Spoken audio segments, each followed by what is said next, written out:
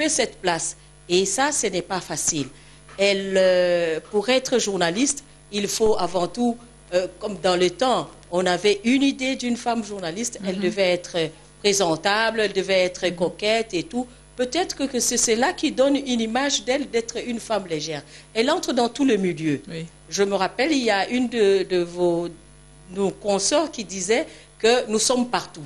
On est sur la table du roi, on est sur la table du président, on est partout. Et ça donne l'impression que finalement, on n'est pas là pour travailler. Mais quand on regarde le résultat, quand on voit aujourd'hui combien de femmes qui se retrouvent en train de faire leur travail comme il faut, on a des grandes présentatrices, on a des grandes animatrices, on a des grandes journalistes qui font très très bien leur travail et je ne vois pas la place de la débauche là-dedans. Alors peut-être on pense que être journaliste, c'est juste présenter un journal télé. Être journaliste, c'est tout. C'est voilà. tout là qu'il faut nuancer. Il faut présenter le journal télé.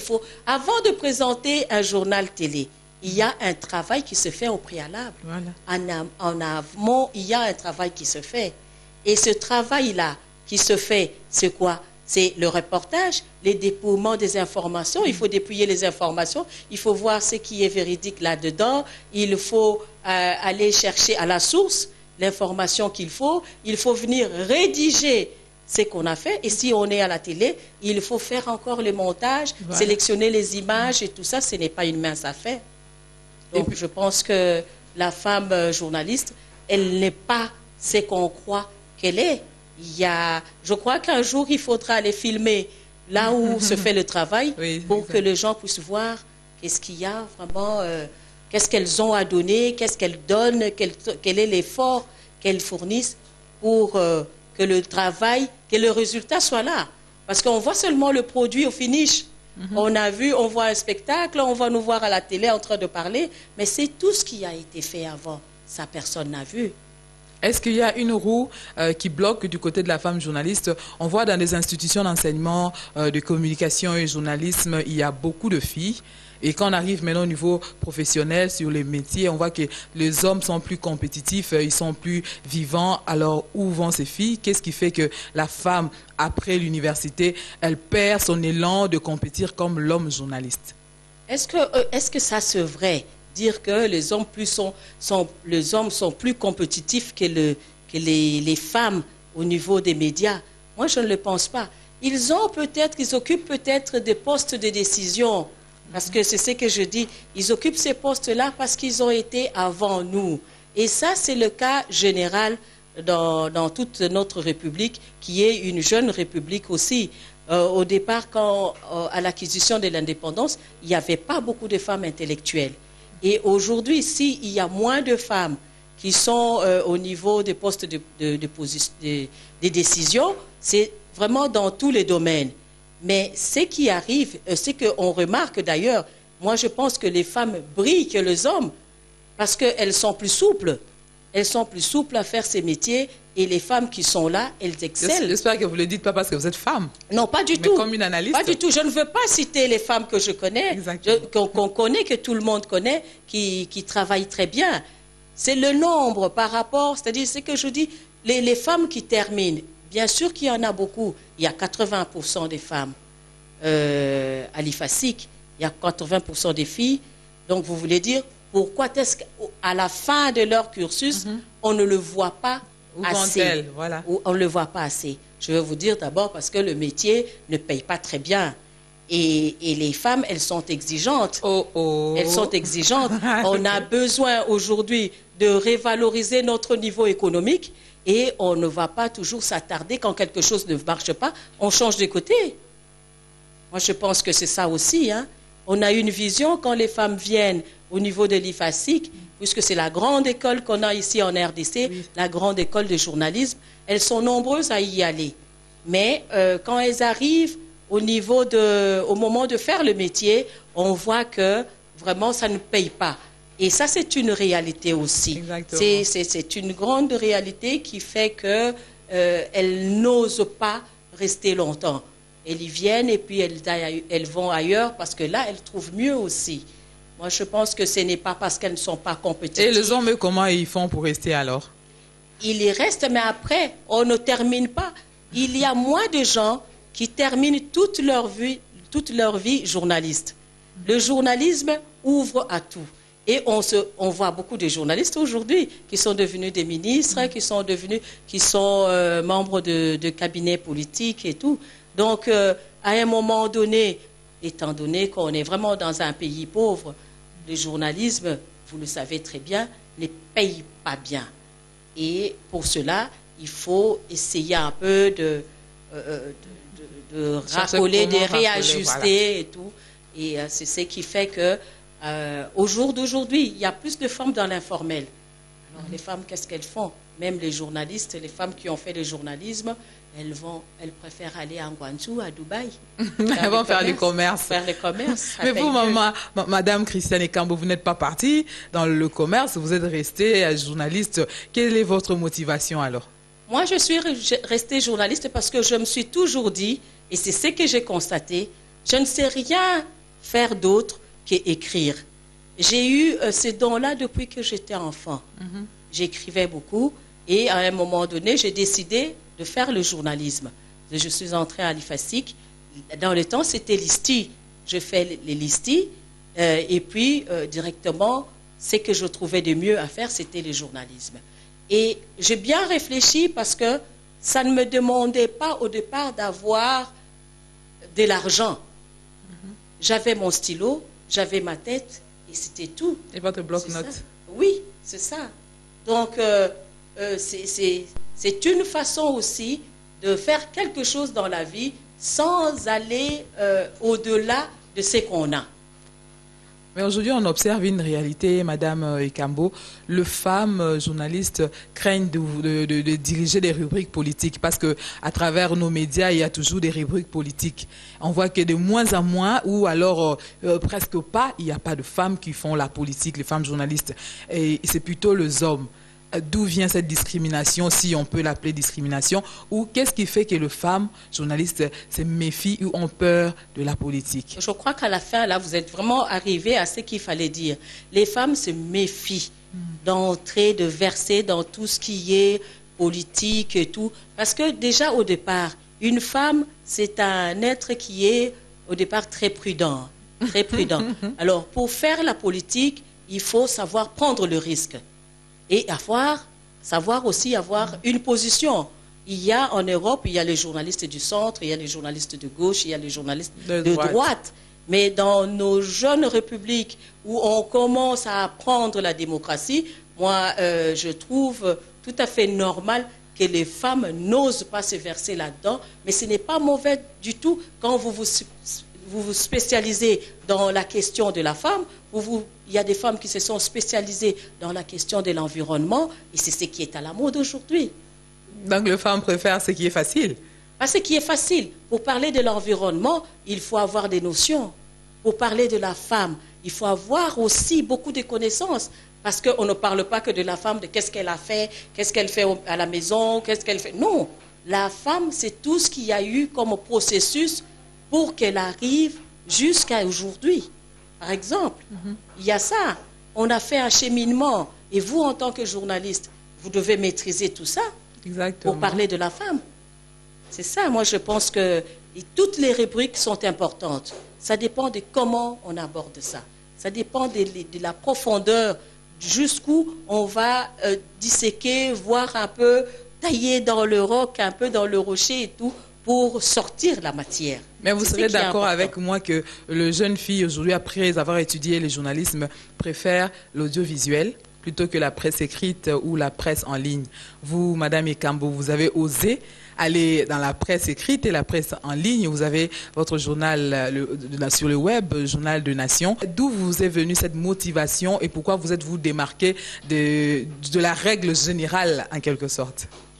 Justement, c'est parce que le monde évolue.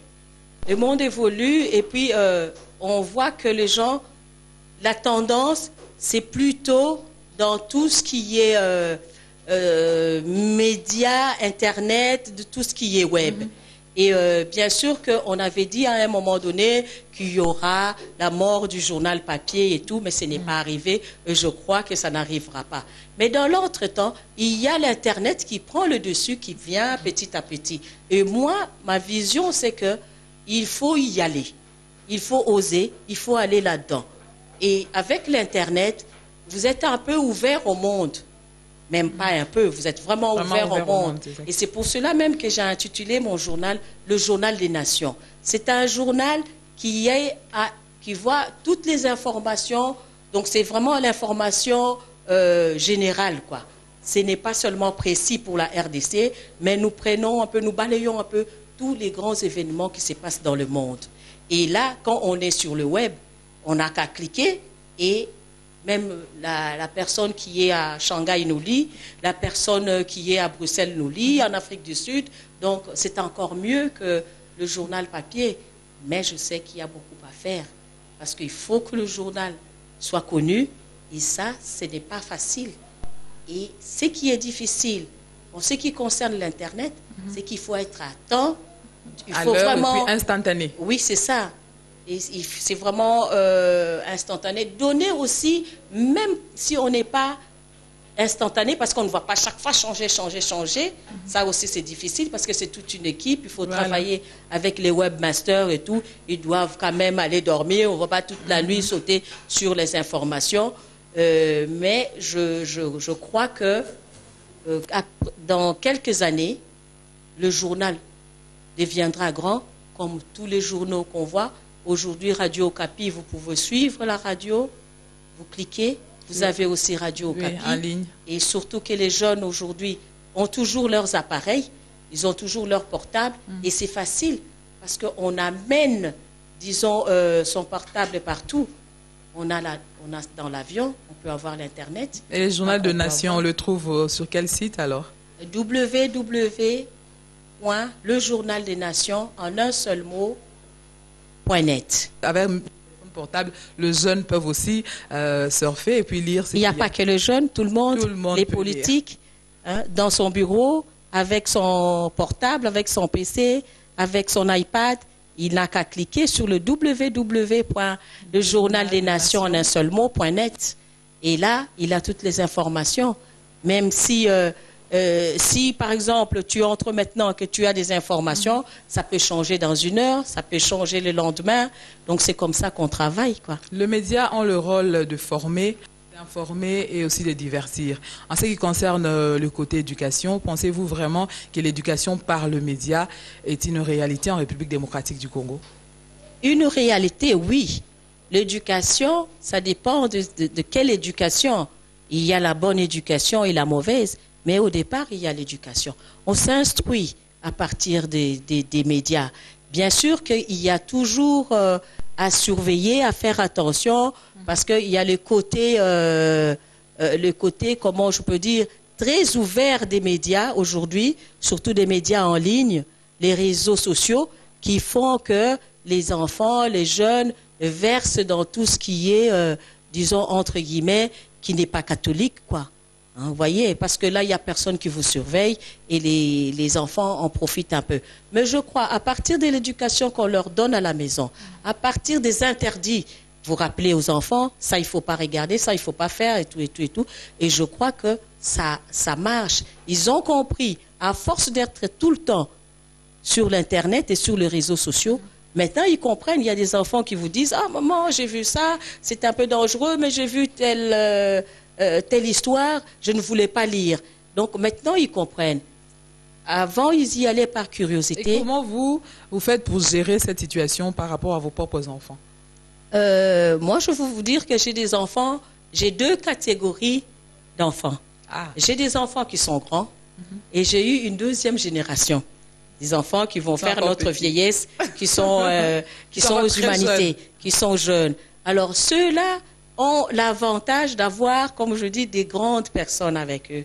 Et ces grands-là sont là pour le guider. Et eux, ils regardent, ils voient l'exemple yayas qui ont réussi, des yayas qui font un effort pour ne pas verser dans n'importe quoi. Mais face à cette floraison de réseaux sociaux, que peuvent faire le média pour alors rappeler à l'ordre, prévenir s'il le faut, qu'il y a aussi beaucoup de déviance avec ces réseaux sociaux?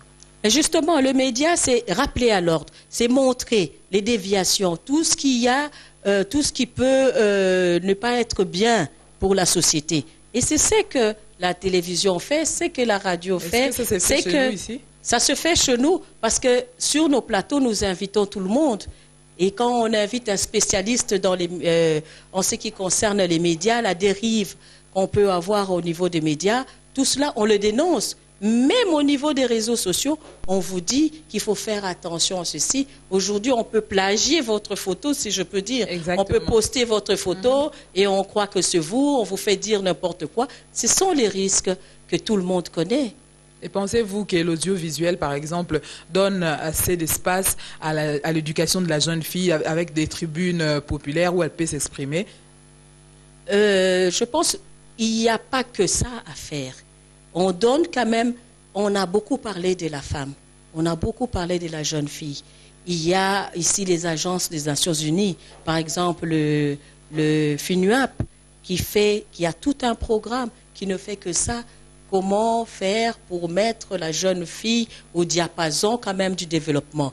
Comment faire pour que la femme soit aussi au niveau où elle peut vraiment participer au développement du pays? On a l'ONU Femmes, on a aussi nous-mêmes le ministère de Genre, la famille et enfants qui ne fait que plaider, qui ne fait que se battre et qui met en place beaucoup de mécanismes et des stratégies pour que la situation de la femme, de la jeune fille puisse s'améliorer. Moi, je pense qu'à suivre tous les efforts qui sont fournis au niveau de la femme, l'année dernière, on a eu le grand forum avec la francophonie de la femme. Oui. Les femmes se sont mises ensemble pour voir un peu leur destinée. Et comment ces femmes-là, c'est généralement les femmes de votre génération, de jeunes comme nous, on peut compter au bout de doigts. Pourquoi il n'y a pas de jeunes filles aussi qui prennent cet élan-là, comme vous, les adultes, vous avez pris l'élan alors? Est-ce qu'on a fait attention qu'il y a une jeune femme qui est aujourd'hui présidente au niveau de la jeunesse? Oui, il y a une jeune dame. Elle est partout, elle est assez dynamique et tout. Donc on peut dire que derrière elle, il y a tout un ensemble. Tu sais, je ne peux m'exprimer même en termes de légion. Des jeunes qui sont derrière elle et qui l'accompagnent. Donc ce mouvement-là existe, ces mouvements cette impulsion-là. Les jeunes femmes, les jeunes filles sont là. Parce que nous ne pouvons pas y aller seuls. On a besoin de la relève. Et la relève est là. Moi, je pense que aujourd'hui, vous êtes à la télé. Il y a eu des dames avant nous, avant vous. Oui, exactement. Et c'est parce qu'il y avait la relève, c'est parce qu'il y a la relève, et ça continue. Ça sera toujours comme ça, il n'y aura jamais de vide. Les médias évoluent, la télévision aussi. En RDC, aujourd'hui, il y a l'avènement même de décodeurs, de chaînes étrangères qui arrivent. Pensez-vous que toutes ces chaînes de télévision suffisent ou ont des grilles, des programmes convenables qui peuvent, vous, le parent, pouvez autoriser vos jeunes filles à consommer? Bon, c'est que je vous ai dit, dans la consommation, même quand on mange, on choisit toujours, il faut toujours faire un tri, qu'est-ce qui est bon pour la digestion et tout. Tout n'est pas digestif. Tout n'est pas digestif.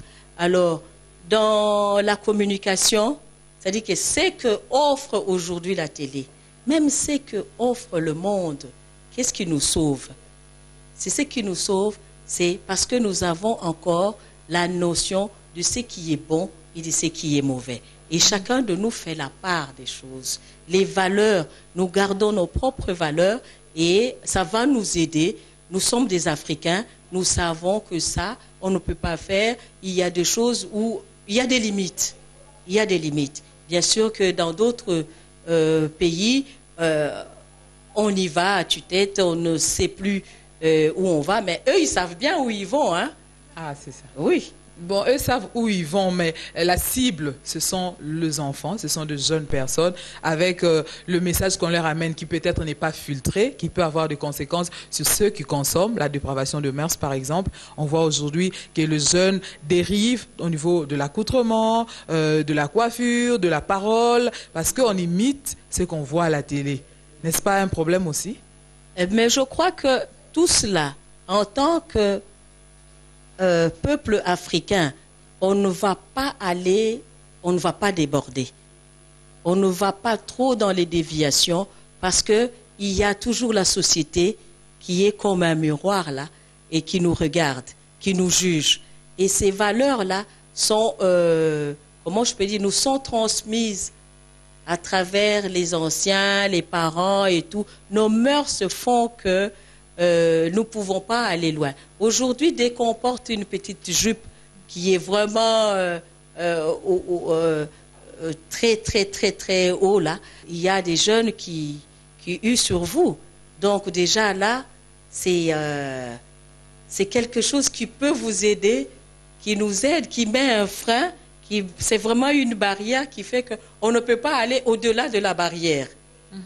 Comme vous êtes là, vous ne pouvez pas vous mettre vraiment en décolleté totalement lors d'une émission. Sinon, je crois qu'à la prochaine fois, au cours de l'émission, vous aurez des coups de fil. Exact. On vous dira que ça ne va pas. Et c'est un peu ça, quoi. C'est un peu cette société qui vous regarde. C'est un peu cette société qui reste la société africaine, qui est pour nous un guide. Et je pense qu'on ne va pas déborder, quoi. On va revenir au journal des Nations, sur le www.journaldesnations.net aussi. Comment comptez-vous éduquer ou former la jeune fille? Ici, moi, je ne vise pas seulement la jeune fille. Oui. La jeune fille est inclue dans tout ce que je dis, lecteurs, les visiteurs, tout le monde. Donc, la jeune fille trouvera sa part. D'abord, pour lire un journal, il faut quand même avoir un niveau assez élevé, je dis plus ou moins, même modeste, mais avoir un bagage minimum. Il faut quand même savoir lire. Et là, c'est déjà un avantage. Parce qu'on n'aura plus, dans les années qui viennent, on n'aura plus trop d'analphabètes. Et ces filles qui vont s'informer, et surtout si elles savent aussi que ce journal, ce journal-là, type, appartient à une femme, ça donne aussi, ça stimule aussi. Donc déjà, il y a une sélection, parce que ce seront les personnes instruites qui pourront accéder à la lecture. Alors, comment on peut faire, ou par vous, ce soir, comment vous pouvez passer un message pour qu'on puisse un peu relever le niveau de l'instruction, que la jeune fille sorte un peu de ces carcans-là de mise à côté pour aller vers l'instruction?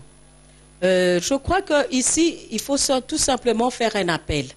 On doit lancer un appel aux jeunes filles pour leur dire qu'elles doivent être disons, dans tous les rendez-vous, entre guillemets, ou dans toutes les rencontres où il s'agit de discuter de la femme, où il s'agit de voir, surtout, avoir une base.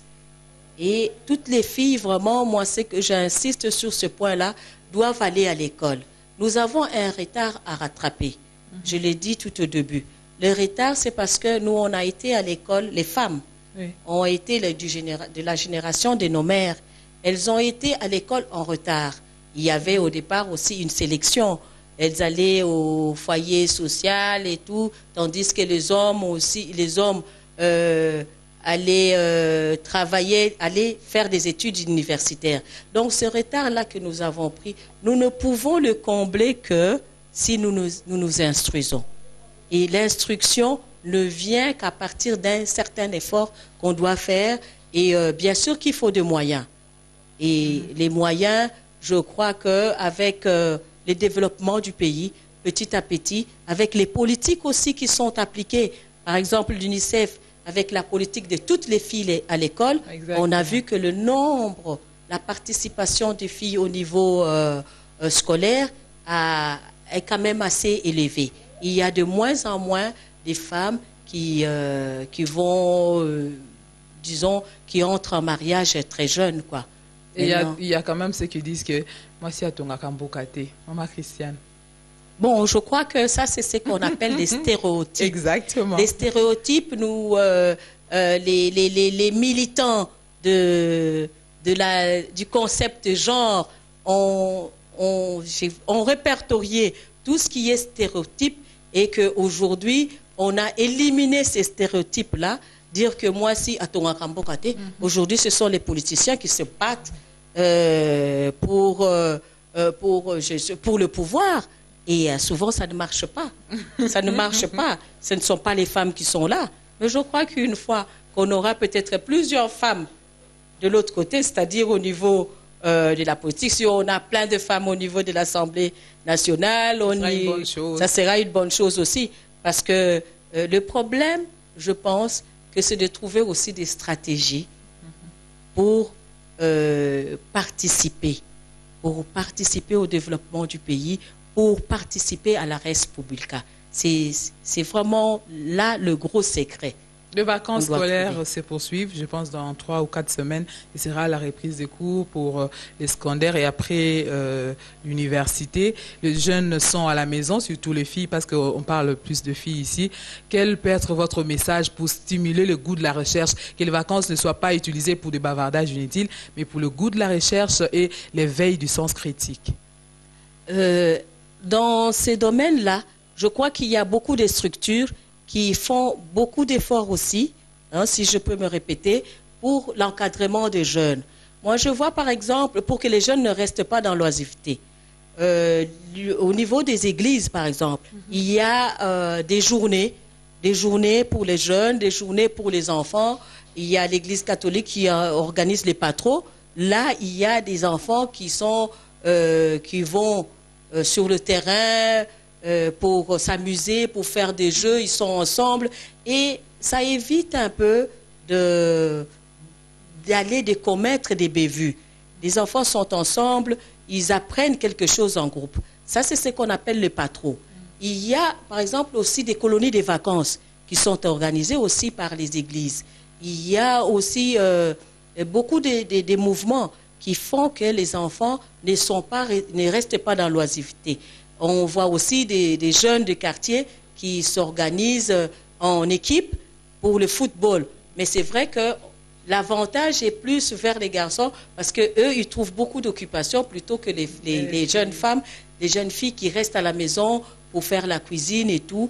Mais à partir du moment où la ville de Kinshasa, je trouve qu'on a quand même trouvé la solution pour le tourisme, hein. Il y a quand même quelques coins, quelques sites où les enfants peuvent aller se divertir et ça fait que ça raccourcit un peu le temps, les vacances ne deviennent pas trop longues et on ne tombe pas, comme vous le disiez ici, dans la perversion, dans la débauche, dans le chanvre, quoi.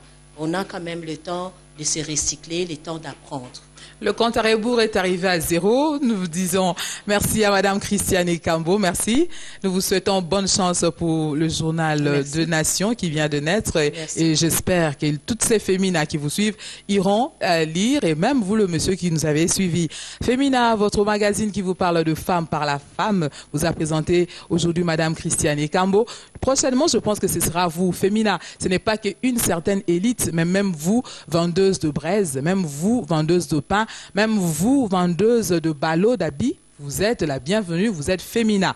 Pour nous contacter, utilisez le numéro qui apparaît au bas de votre écran, les 081 33 14 663 et le 089 67 50 710. Je vous retrouve très prochainement. Eh bien, Madame Fémina, je vous attends.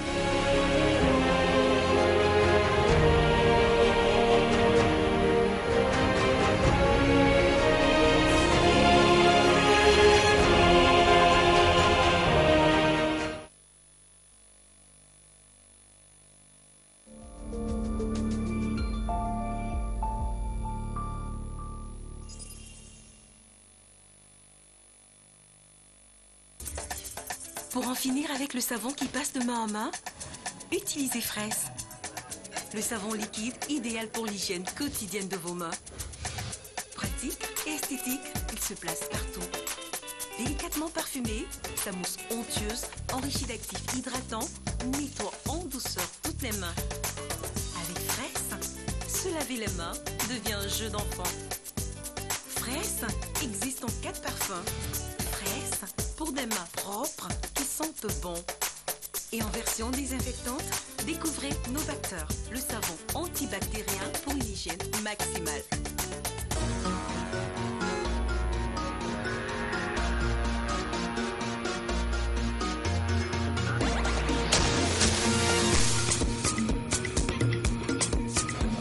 Je suis dans le game, donc je suis. Et mais j'ai beaucoup de suiveurs sur mon Instagram. Je suis top face, donc je suis. Je suis sur Facebook et tous les réseaux sociaux. Je suis accro, donc je suis. Je suis smart, donc je suis. Allô? Au Beninga Naye, je suis connecté, donc je suis. Je suis belle, je suis canon, je suis jeune, donc je suis. Toi aussi, rejoins la grande communauté jeune de Vodacom. Je suis Planète Jeune. Un univers de possibilités illimitées. Des forfaits, des tarifs, des smartphones, des e-ventes et des tas d'offres conçues par des jeunes pour des jeunes. Pour en bénéficier, compose le étoile 11 11 dièse yes. Vodacom, leader dans le monde cellulaire. C'est qui est concentré, qui regarde le ballon, qui fixe le ballon. Mais ça y est.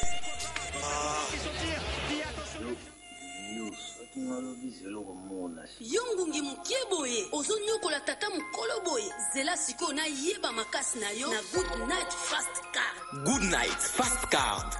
Gumba, Pelisa, Fula, tia na sani ya mbeli na 3 minutes ya pamba. Bangungi bakufi eza na likama te pona bana. Solo kitoko. Oh. Menyanga te mitako. Good Night Fast Card, protection mbala moko. Important de marquer maintenant. Au deuxième poteau. Ngungi alelisaki na première mi-temps, na deuxième mi-temps, biso nde tolelisi. Pona makoki mukie, toza na Good Night Fast Card. Pona protection ya tango molai, toza na Good Night Active Plus System. Branché na prise, soki bangungi baza ebele, o matisi pression. Na tango moke, bangungi basili.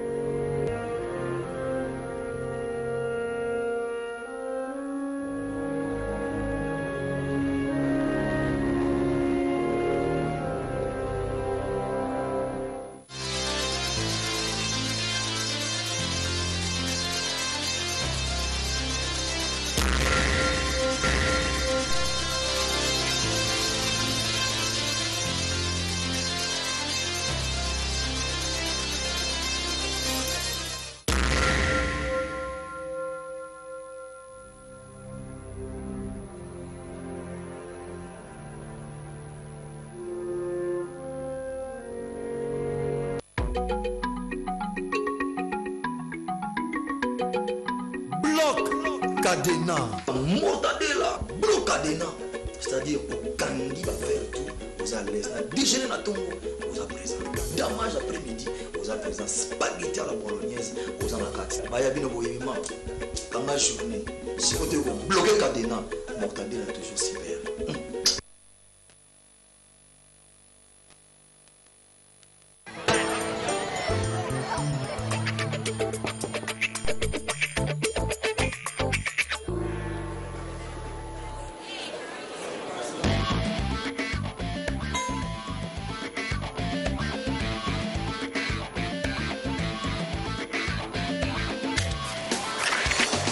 Mentos Chewing-Gum Ice, fraîcheur glaciale. Nouveau Mentos Chewing-Gum Ice.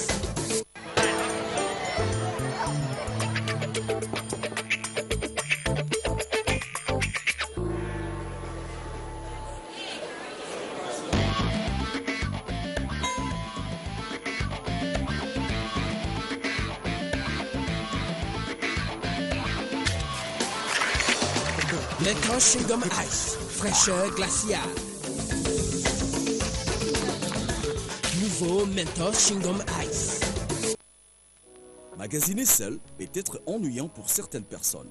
Vos amis ne connaissent pas vos goûts autant que vous et vice-versa. Vos yeux sont comme des radars qui traversent les shops à la recherche de boissons alcoolisées. La cave des Bacchus vous donne le résultat des genres de liqueurs mis sur le marché à base de plantes aromatiques macérées dans l'alcool.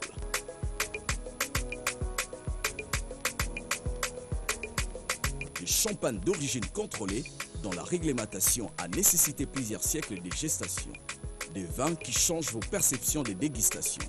Retrouvez au large choix des boissons alcoolisées à prix cassé et pas cher.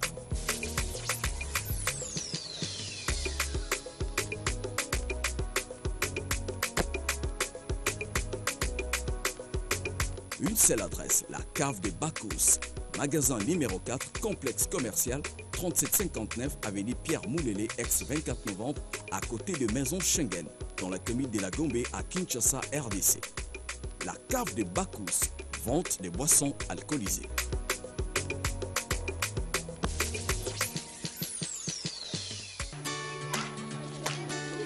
Comme d'habitude, la magie Saba fera son travail. La magie Saba? Eh oui, ma relation avec Saba Power dure depuis longtemps et elle m'a permis de renforcer mon affection envers mon enfant. Depuis que j'utilise Saba Power, les vêtements sales ne m'inquiètent plus. Je les nettoie avec amour et patience. Saba Power élimine les taches les plus tenaces sur les vêtements, protège les couleurs et les habille d'un doux parfum qui dure plus longtemps. La magie Saba est entre mes mains. Composé des enzymes, Saba Power est un puissant détergent qui vous procure tous les avantages pour une lessive éclatante. Saba Power, efficace contre la saleté, doux pour la peau.